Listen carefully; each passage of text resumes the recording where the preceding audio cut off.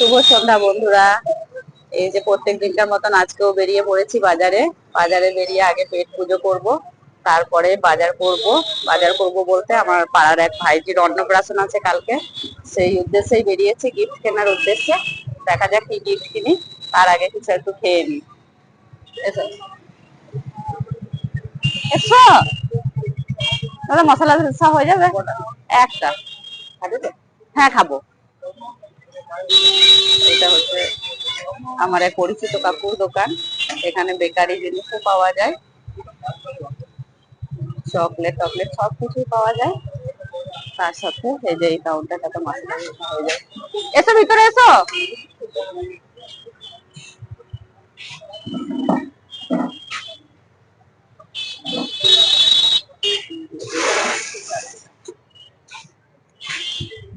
ভিতরটা আপনাদের একটু দেখতে দিন।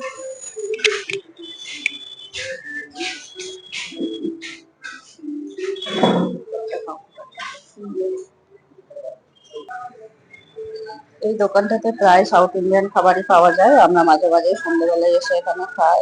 সাউথ ইন্ডিয়ান খাবার বলতে মশলা ধোসা, ইডলি ধোসা, দই বড়া, এই সমস্ত সবকিছুই পাওয়া যায়। দেখা যাক, আমি খাবারটা অর্ডার করেছি, আসুক তারপর বাকিটা দেখাচ্ছি।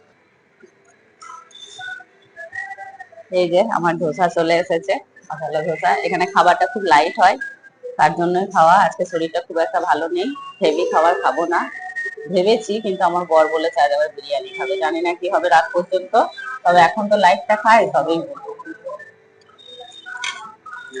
খুব টেস্টি লাগে খাবারটা খেতে।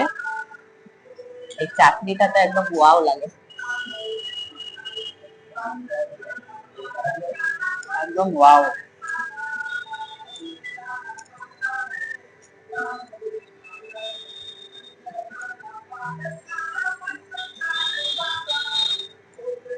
আমার বরকে বললে সব খাবার খেতে চায় না, জোর করে একটু খাওয়াবার চেষ্টা করছি।